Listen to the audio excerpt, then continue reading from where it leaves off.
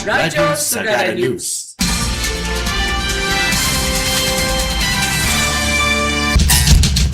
Naibagmanan nga daw ken oras enta ipadanon dagiti damdamag para ita nga alas 12. Siya kardisibay mangibingay kadagiti damdamag para iti midday news ket para iti headlines dagiti damag iti national. Nangina nga abono posible amang mangipangato manen iti presyo ti bagas ken mais. Krisis iti mental health ken panagkurang iti personnel rason iti nakakaro aranggas kadagiti eskwelaan. Ken panagibasura iti kaso kontra iti maysa nga obispo ken dagiti watershed defenders na ituding abaligi para iti aglawlaw.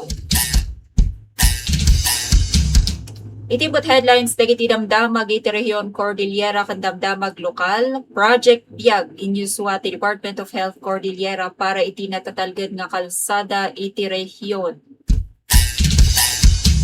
Espiritu ti binadang italtalo dagiti researchers tapno address anti krisis iti salunat iti rehiyon.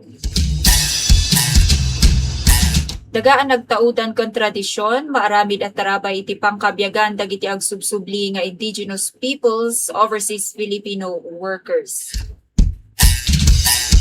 Krimen iti Montañosa, bimaba iti nasurok 40%.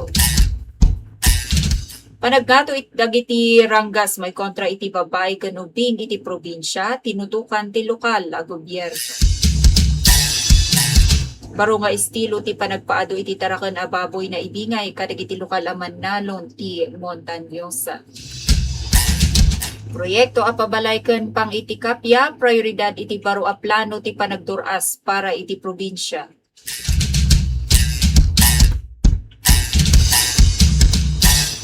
Pondo na ito yung pangkontra iti rabies kagidan tinakid daw ana irot nga kooperasyon dagiti barangay.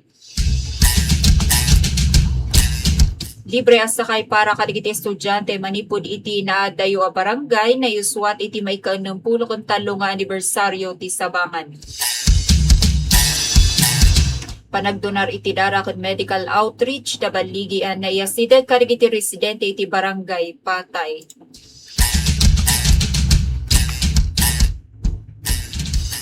Serbisyo ti Professional Regulation Commission na iyasideg kadagiti profesional iti panakarambak ti Sagada Foundation Day.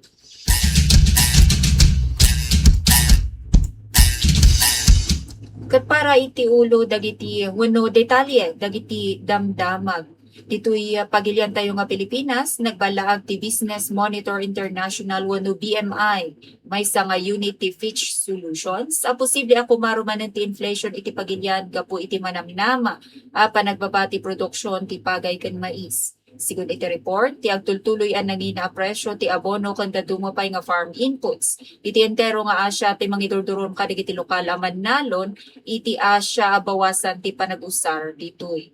Gapu ditoy ket agpagpaggad nga kurang iti supply ti duwa a pinakasensitibo at taraon dagiti Pilipino. Mabalin pay a mangitunda iti barbaro nga food inflation.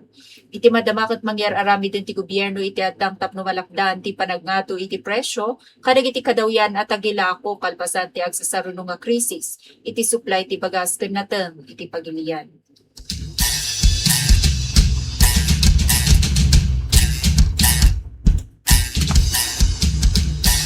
Iti sabali pay adamag nasyonal, saan asimple aparikot iti seguridad no di naunag ang krisis iti mental health ken kinakurang dagiti tauhan. Ti agpayso a rason ti ranggas kadagiti pagadalan iti pagilian. Daytoy ti inyo unay ti ACT Teachers Party List Representative Antonio Tinio, kalpasan na ang mangidasar iti resolusyon tapno maimbestigaran dagiti insidente ti panagpalto. Ijay Tacloban City ken ti panagbagsul ijay Cavite an eramanan dagiti estudyante. Sigun kanitinyo, kurang iti 150,000 ang manursuro, dagiti para publiko nga eskwelaan. Ken adalaeng ti 2,000 nga guidance counselors iti entero a pagilian. Adayo dayto iti ideal nga 50,000 counselors. Akasapulan tapno tarabayan ti 28 milyon nga estudyante. Uray no dati na ilata nga 2.97 billion pesos a pondo para iti school-based mental health program ita nga tawen. In pagganat-gat ti mamandalitag a kasapulan ti permanente a solusyon kan makaanay nga personnel tapno wabaliwan dagiti pagadalan paturong iti panagbalin a natalged nga espasyo para kadagiti kabataan. Iti may sa payadamag iti pagilian na may sa adakkel abaligi para iti agpaysukon hustisya apang iti aglawlaw. Ti panang ipasura ti Municipal Trial Court ti Kasibu iti kaso nga forcible entry kontra kani Bayombong Bishop Jose Elmer Mangalinaw, kanda dumapay nga defenders ti aglawlaw sa Nueva Vizcaya. Ti kasukot na idasar babaan ti may sa akatutubo nga leader amang subsuportar iti eksplorasyon, ti may sa adakkel nga kumpanya ti pagminasan. Panggap na apay katen dagiti rallyista ken baklasan ti barikada, iti upat nga barangay. Sigun iti desisyon ti Korte iti Hunyo 24, na iban lang ti reklamo gapo iti kinaawan ti jurisdiksyon. Saan mo't lang ang nabanligi iti nagreklamo a panaknakan nga agda tinalawag a karbengan na, iti taga-kalpasan ang makita asan daytoy nga sakop ti ancestral domain, basar iti sertifikasyon ti gobyerno. Iti mensahe ni Bishop Mangalinaw kat nagyaman daytoy iti nagbalin nga desisyon. In paganagkat na ati panang itipendar iti aglawlaw, bagbagi ti danom ken pangkabyagan dagiti unili ket saan a krimen, no di ket may sa moral a responsibilidad ti pagilian.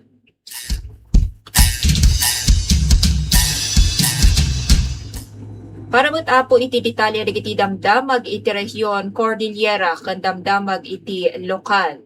Inyuswa ti Department of Health Cordillera wenno DOH-CAR iti napalabas alawas ti Project Biag wenno Brigada Iwas Aksidente sa Gulong.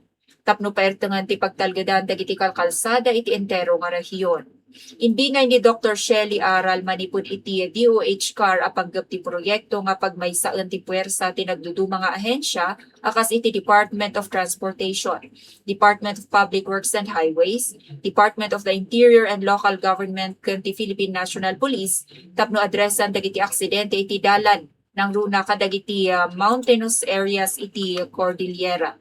Babaanti pa ng pirma iti may sa akatulagan na gumit dagiti ahensya nga agtinulong para iti napartak nga emergency response, panang ibingay iti datos kaneri route, panang ipatungpal iti batas trapiko para iti pagtalgadan dagiti biyahero iti Cordillera.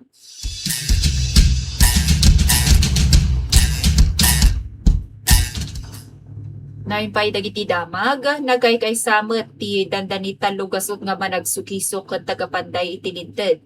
Iti Cordillera tapno ipirukan iti solusyon dagiti karit apang salunat, babaan ti espiritu ti binnadang wenno bayanihan.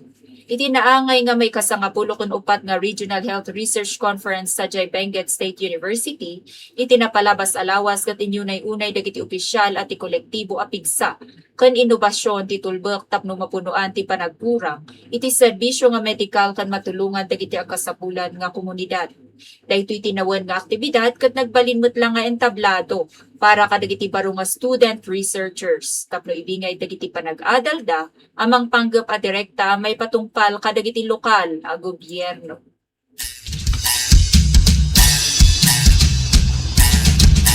Iti sa balipay adamag saan lang nga trabaho no di pa nang patalinaed iti katutubo nga pateg ken proteksyon iti dagaan nagtaudan ti agbalin nga sentro ti pangkabyagan para kadagiti agsubsubli nga Indigenous Peoples Overseas Filipino Workers wenno IPOFWs iti rehiyon ti Cordillera.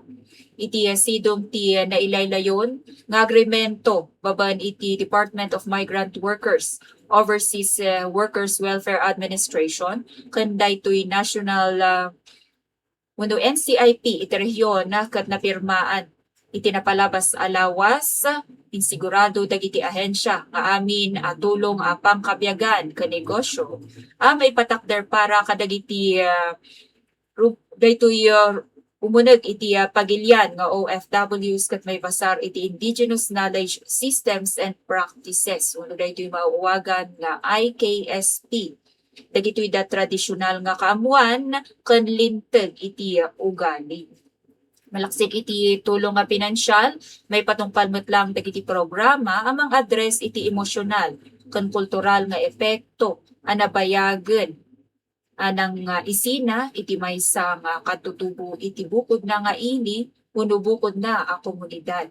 Katapno may sigurado ang nga agpaligid daytoy aktibo ang mainayon akas sa kapartner iti panang implementar kadagitoy nga programa dagiti lokal a gobyerno mairaman dagiti tribal leaders dagiti konseho nga pinuno kanti sektor dagiti kababaihan ken kabataan kadagiti komunidad.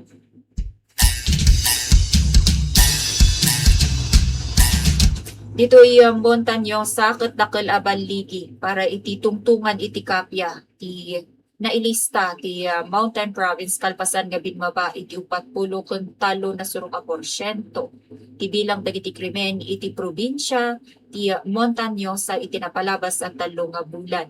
Iti report nga inbingay ti Mountain Province Police Provincial Office Provincial Director Police Colonel Marcelo Poli iti Provincial Peace and Order Council iti napalabas nga aldaw iti Miyerkules ket dinmanon iti 30 a kaso tinailista kumpara iti 53 nga insidente iti napalabas nga quarter. Inmuna ti munisipyo ti Barlig ang nakailista iti zero crime manipud iti 2 nga kaso. Sinaruno dayto iti munisipyo ti Sadanga nga daan iti 70% ti panagbabadag iti krimen. Ti capital town Bontoc nga binbaba iti 46%. Numan pa'y adda ti basit a panagnato kuno dayto iti maysa nga kaso a panagnato iti munisipyo ti Busao ken Natoning. Kagitan apo daytoy nga taripnong ket datag iti panagsapata dagiti miyembro ti konseho tapno paertengen ti kampanya kontra iti illegal a droga. Kagidan met lang daytoy ti panangpigpig iti International Day Against Drug Abuse and Illicit Trafficking tapno maisigurado ti natalged nga komunidad. Iti nakasilpo a damag ginmatumet iti 46 ti pakabuklan a bilang dagiti kaso ti violence against women and their children wenno VAUSI kada dumapay nga gender-based violence ditoy Montañosa manipud iti bulan ti Enero hanggang iti Hunyo ita nga tawen. Kalpasan a mailista ti 29 a baro nga kaso iti napalabas at 3 nga bulan. Iti naisayangkat a panagtaripnong daytoy pikat VAUSI iti napalabas nga aldaw kuno iti kalman Hunyo 25 ijay payla ang munisipyo iti Bontoc nailawlawag ati panag-aduk dagiti nailista nga kaso ket gapu kadagiti saan a naresolba a reklamo manipud pa lang iti umuna nga paset ti tawen ngagtultuloy a banbantayan dagiti otoridad.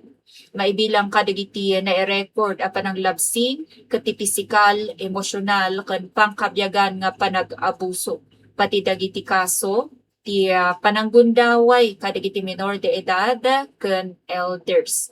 Iti madama talupay laeng abaro nga kaso ti formal a naisimpa bayat at idaduma ket pumaspasidong iti investigasyon ken case management babaen ti lokal nga gobyerno tapno maipaayan iti umno nga hustisya ken proteksyon dagiti biktima.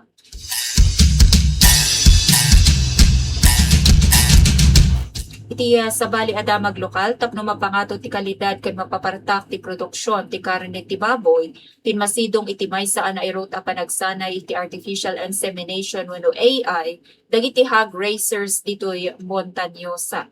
Iti dual daw a panagtraining nga indauluan itay nabiit ijay Bontoc daytoy ket naisuruan dagiti lokal nga agtartaraken iti baboy ken feed technician.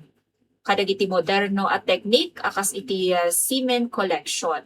Processing ken usto a panag-ineksyon kadagiti inahin nga baboy. Sigon kani Provincial Veterinarian Assistant Department Head Josephine Dauan, daytoy a proyekto ket paset dagiti serye ti programa ti gobyerno probinsyal. Tapno papigsaan ti sektor ti panagtaraken kan aramiden a natibtib ker ti swine industry iti rehiyon Cordillera. Malaksid iti teorya na ipatungpal dagiti hands-on training kadagiti partisipante. Iti pasilidad ti gobyerno ang manamnama nga mausar datap no mapasaya at ti birok kan mapaado ti lokal a supply ti karne iti bukod da nga komunidad.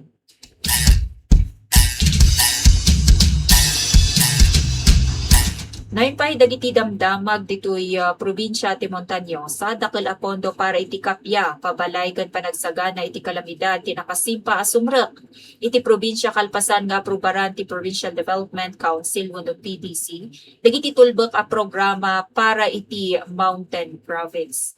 Iti naisayang kat nga taripnong ti konseho iti Kalman Hunyo 25 sa Jaybontok inpasingket ni Gobernador Bonifacio Lacuasan Jr. ken dagiti lokal nga opisyal ti listahan dagiti priority projects apundoan ti Office of the Presidential Advisor on Peace, Reconciliation and Unity wenno OPAPRO.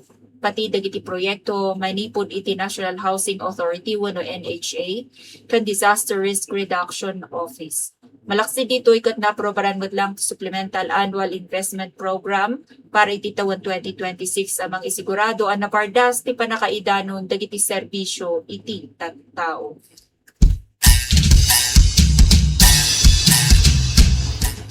Dumanon met iti talugasot aribo a piso tinito yung apondo babaan ti gobyerno probinsyal ti Mountain Province tapno pairutan ti kampanya kan mawaswas ti makapatay as sakit nga rabies. Itinaangay nga consultative meeting ti Provincial Veterinary Office ken Provincial Health Office iti Miyerkules Hunyo 24. Inyo unay dagiti otoridad ti kinapateg ti suporta nga pinansyal manipod ka dagiti munisipalidad para iti tuloy-tuloy nga mass dog vaccination, dog registration ken information drive. Inaloko ni Provincial Veterinarian Rodelio Pagawi dagiti opisyal iti barangay ang naputput ngay patungpal dagiti lokal nga ordinansa may neg iti responsable a panagtaraken iti ayuk ken tinapardas a panang report kadagiti insidente ti kagat.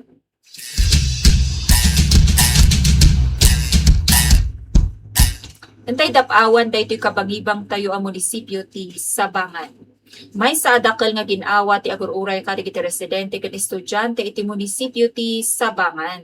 Daytoy ket kalpasan a formal a mabendisyonan ti duwa a baro nga school bus a mangipaay iti libre as sakay. Ti blessing ken turnover dagiti nasawaluglugan nga agbalor iti 4.5 million pesos a piso manipod iti Special Education Fund ket patungpal kagida ti selebrasyon ti may ika-60 ken talo nga founding anniversary ti nasao nga munisipyo iti Kalman Hunyo 25. Ti kada bus ket adaan kapasidad nga 30 ken maysa a pasahero. Ang serbida ito'y libre nga transportasyon partikular para kadagiti estudyante ngagtattaod iti nadayo a barangay pati dagiti manursuro ken daduma akameng ti eskwelaan. Sigun kadagiti LGU officials, daytoy a proyekto ket sungbat iti nabayagan a karit iti transportasyon para iti panakaipasigurado ti natalged na partak ken nalaka a panagserek dagiti kabataan iti pagadalan.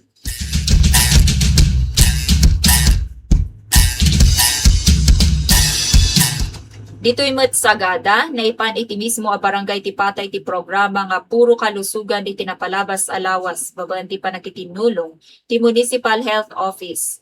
Barangay, dito'y barangay patay, Luis Hora Memorial Hospital, Philippine Army ket ti Department of Health. Dito'y kat na i-record ti 45 nagdonar iti dara tapno makailigtas iti biyag.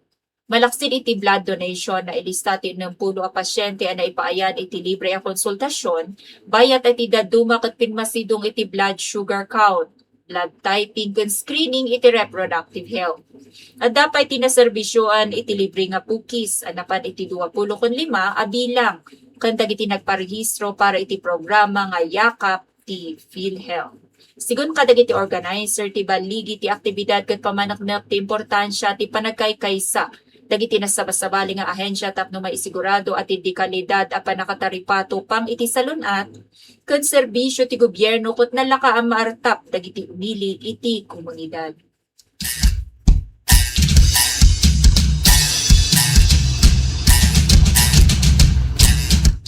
Para iti maudi at Italia dagiti damdamag saan na kinakasapulan kuno saan nga kinasapulan nga agbiyahe ti adayo dagiti profesional ken baruan na graduar a kakailyan nga isagada kalpasan nga idanon ti Professional Regulation Commission wenno PRC Cordillera ti serbisyo da iti daytoy mismo nga munisipyo. Iti panakitinulong ti lokal nga gobyerno iti panang idaulo ni Mayor Felicito Dula Nagbalin pa sa ti may kanampulo kan talo nga Sagada Foundation iti PRC Mobile Services. Mabanda ito nga inisyatibo kat napapardas kan naging ginawa para kadigiti residente. Ti panang iproseso iti lisensya. Panang ipabaro iti professional identification cards. Panang panaknek kadagiti dokumento. Kan panag-ala iti sertifikasyon. Sigud iti LGU, dahito nga dangkat pa sa ti panang ipapigsa iti panakaidanon ti serbisyo publiko. Kang runaan ti panang ipalaka iti transaksyon dagiti umili kadagiti ahensya ti gobyerno.